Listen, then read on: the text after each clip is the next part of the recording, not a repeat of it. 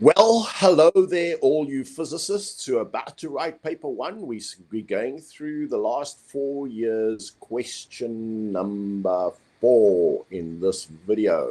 So let's have a look. I'm going to just present my entire screen.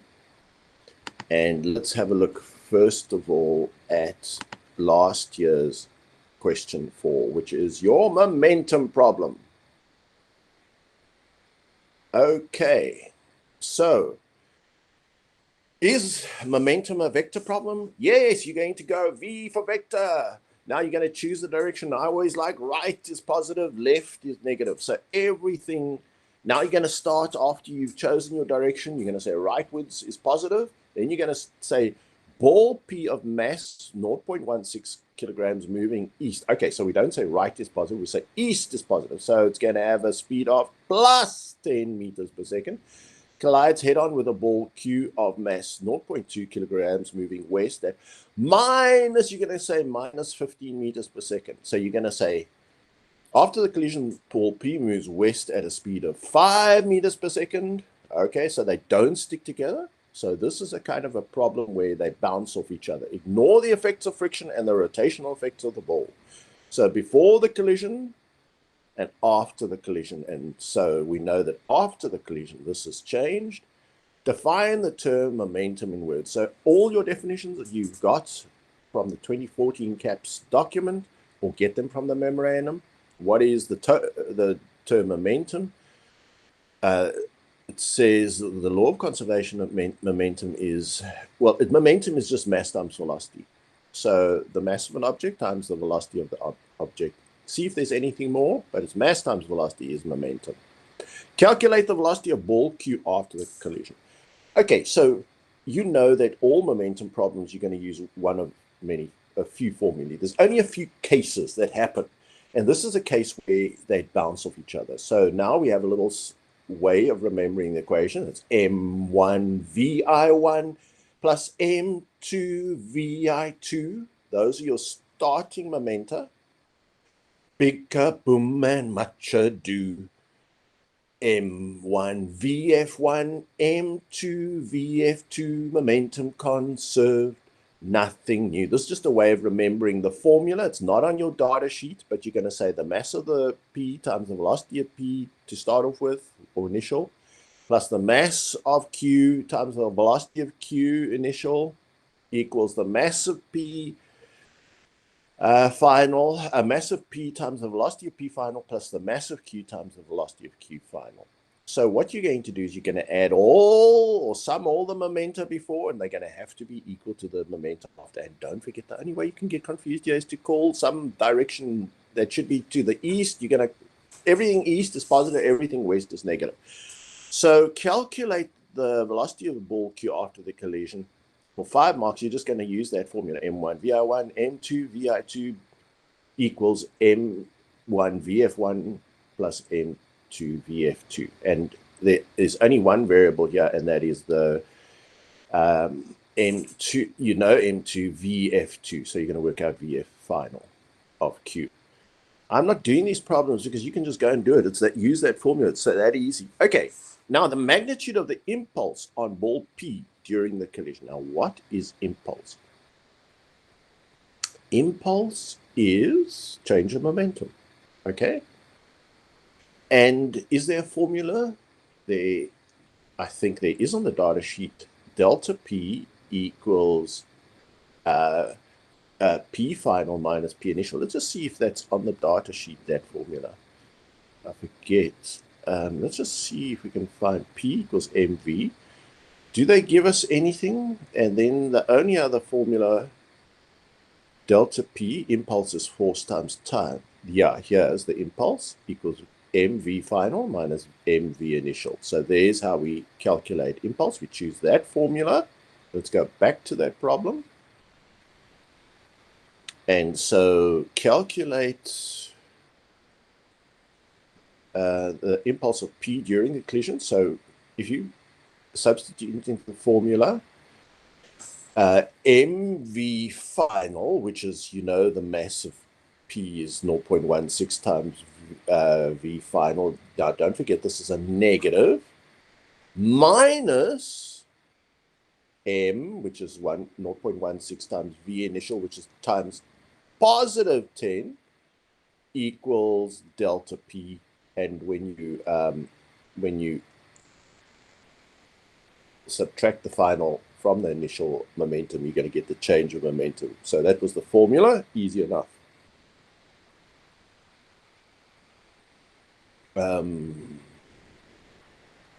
Was that it? That's all. Oh, my word. Okay, so that was 2020. Let's go to 2019. Oh, there was more here for the. Okay, let's have a look at 2019. A bullet moves east. Okay, this is a vector problem. East is positive. Okay, 480. There's V initial is positive of that. It hits a wooden block that is fixed to the floor. Fixed to the floor. Okay, the block can't move. The bullet takes 0.01 seconds to pass through the stationary block and emerges from the block at a velocity of 80 meters per second east. Okay, still positive, but slower. Consider the bullet block system as an isolated system. Explain what is meant by an isolated system as used in physics. So an isolated system is one in which, what's the definition again of an isolated system? There's no external input to the system. Gee, I would have to look at the memo. But it's an isolated system is where there's no external forces acting on the bullet. I think it's that, but you're going to have to check that out.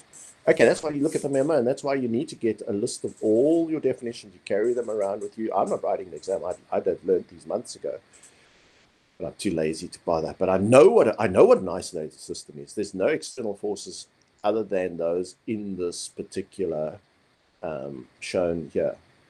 So there's nothing additional that's forces that are acting on the bullet apart from the block. Now, but I would check that out. The magnitude of the momentum on the bullet before it enters the block is there. So they give us the momentum. Okay, if they give us the momentum and we've got the velocity, we can work out the mass of the block. M times V equals P. Mass times velocity is momentum. So that's easy. The net force exerted by the wooden block, well, there was another formula here that this force here, force times time is change of momentum. So we've worked out the change of momentum of the bullet using this formula. So now we substitute that answer into there, and we've given time, and then we can work out the net force. Let's just have a look here. The net force, so that's 5 marks. Doesn't look like there's anything difficult, except we just got to make sure our directions are correct. So the net force is going to be end up with a negative answer because it's forces acting against the initial direction of the bullet. So once we know the change of momentum and they gave us the time, there's the time that it took for the bullet to go through the block. So change of momentum equals force times time. So time times whatever force we're trying to work out equals the change of momentum. And so that's easy peasy to work out there. Is that it? Yeah. Okay. Simple. We should be getting full marks for these momentum problems. Okay, this is now, what, 2018. A girl is on roller skates at rest on a smooth horizontal pavement. The girl throws a parcel 8 kilograms to the right at a speed of 4. Immediately after the parts have been thrown, the girl roller skate combination moves at a speed of 0, meaning the girl, at 0.8 meters per second. Ignore the effects of friction and rotation. Okay, do you see this? All momentum problems use the law of conservation of momentum. Momentum before equals momentum after. Now the trick here with you when you throw something, they're starting at rest. So the initial momentum of girl and block is 0. Initial momentum is 0. So when the block is moving to the right, and we always choose to the right as positive, so the block is positive momentum, the girl must have negative momentum. She gets thrown backwards, okay? So we now can work out that this block started from 0, but it's now got 4 meters per second, and it has a mass of 8. So we now know that it's pause of 32 kilogram meters per second is now the momentum this way to the east. So the girls must also be minus 32 kilogram meters per second to the west. So we now know that her change of momentum is P final minus P initial equals minus 34. So we know that whatever momentum this got to the right, which is positive, this must get to the left. And change of momentum is momentum final, so it's P, mass times velocity final, minus mass times velocity initial, which was 0, equals 8. The same as this equals minus 32. And so we can work out, so let's just go through these questions. Define the term momentum, mass times velocity. Will the girl roller skate combination move to the right or to the left? Name the law in physics. Newton 3. For every object that pushes on object A that pushes on object B pushes with an equal and opposite force on object A. For every action, there's an equal and opposite reaction. Newton 3. Okay. Now it says the total mass of the roller skates is 2 kilograms. So calculate the mass of the girl. So now we can work out the mass of both of them because we know the total momentum to the left is, and we know that the girl roller skates going at 0.36. So 0.36 times their combined mass must be equal to this momentum, which is 8 times 4, 32, minus 32. So now we know mass times velocity we know the velocity, we know the mass of both the girl and the skates. That's going to be equal to minus 32, and therefore we work out the mass. Okay, then we've got to calculate the mass of the girl by subtracting the 2 kilograms. So what do? We first calculate the mass of both of them, mass and girl. Their momentum is minus 32. So m times v, then v is given 0.6. So we can calculate the mass of both, and then we subtract the 2 kilograms, and that's the mass of the girl. Calculate the magnitude of the impulse that the girl roller skate combination is experiencing while the parcel is being thrown. So the impulse is the change of momentum. Well, that's exactly what we did. We said that if the parcel experiences a positive change of momentum, the girl parcel experiences a negative change. And we said that that is equal to minus 32. So they're equal and opposite. The two momentum must add up to 0. Always the change of momentum in a closed system is 0. If the one thing gains positive impulse, the other gains negative impulse. So the two impulses must always add up to 0. Sorry, if I said momentum, 2 impulses. So we've already calculated it is minus 32 kilogram meters per second. Without any further calculation, write down the change in momentum experienced by the parcel while it is being thrown. It's the same as the girl, which is plus 32. We worked that out right from the start. I worked it out. So if the girl skates combination was minus 32, the parcel must be plus 32. So all of this looks pretty easy to work out. Okay, so we start with 0. Then this 8 kilogram ends with 8 times 4 is 32. So then this kilogram meters per second to the right, then this one must be minus that impulse or change of momentum. And from that, everything else is solved. Then they give us the velocity of the girl. So then we can work out the mass of the girl and her skates. Then we subtract her skates and we get just her mass. This question doesn't look that difficult at all. Okay, let's have a look at this in 2017. So we've got a 2 kilogram block is at rest on a smooth frictionless horizontal table. The length of the block is x. A bullet of mass gives us 0.015 kilograms traveling at 400 meters per second, strikes the block and passes straight through it with a constant acceleration. Okay, so it's slowly decreasing in speed. Refer to the diagram below. Ignore any loss of mass of the bullet or the block. Okay, state the principle of conservation of linear momentum in words. In a closed system, the total linear momentum is conserved, meaning the initial momentum equals the final. The sum of the initial momenta equals the sum of the final momenta. The plural of momentum is momenta. I doubt anyone knows that. Okay.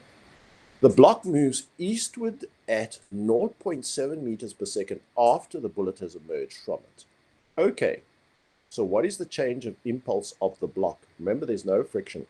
It's going to be mass times velocity, the change of mass times velocity. So after it went from 0 to 0.7, so you're going to get the change of momentum to the right is going to be mass times m times v final. So to the right is positive, minus m times v initial, which is 0. So you're going to just say 0.7 times the mass, which is 0. Do they give the mass of the block? Calculate. Do they say a 2 kilogram block? Yeah, m times v, it's a 2 kilogram block. So it's 0.7 times 2 is 0.14. Kilogram meters per second. Positive change in momentum. So the bullet must experience an equal and opposite change of momentum or impulse. So calculate the magnitude of the velocity of the bullet immediately after it emerges from the block. Okay, so we're going to use that formula that I showed you, that change of momentum, which we can calculate for this block, is going to be mass times velocity of the block, final, minus mass times velocity initial. So it comes to 0.7 times 2 is 1.4 kilogram meters per second. This bullet is going to be minus 1.4 kilograms. So that's the change of momentum or impulse of the bullet is minus 1.4 kilogram meters per second equals mass times velocity final, which we're trying to find out, minus mass times velocity initial. So we're going to use this. Let's go to that formula that you're going to use. We're going to use this formula. We know the change of momentum of the block, so therefore we know that it's the same, but opposite is the change of momentum of the bullet. Is the mass of the bullet times the final velocity of the bullet, which we're trying to find, minus mass of the bullet times the initial velocity of the bullet. And so therefore we can find out what the final velocity of the bullet was. I think that was the question. Yeah. Okay. So now we know the velocity of the bullet afterwards. If the bullet takes 0.002 seconds to travel through the block, calculate the length x of the block. So you've got a change of velocity.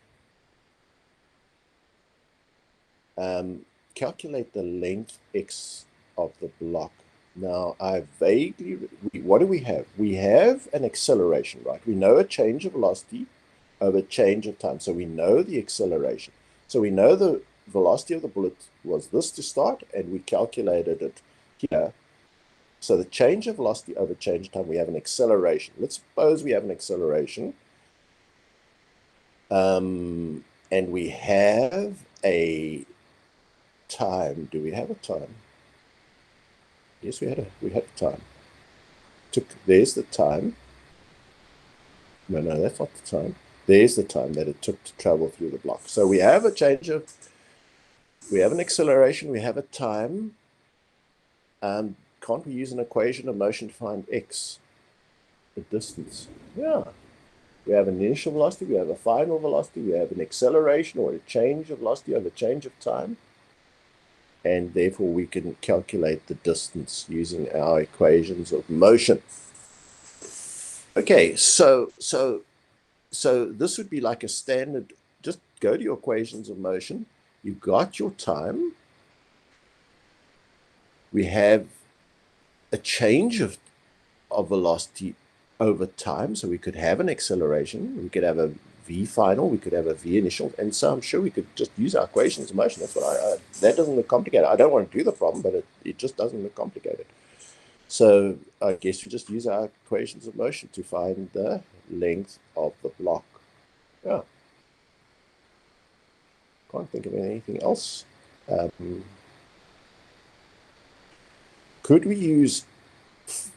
No, we don't know the force. We can't use the impulse. Force times time is change of momentum. No, we can't use that one.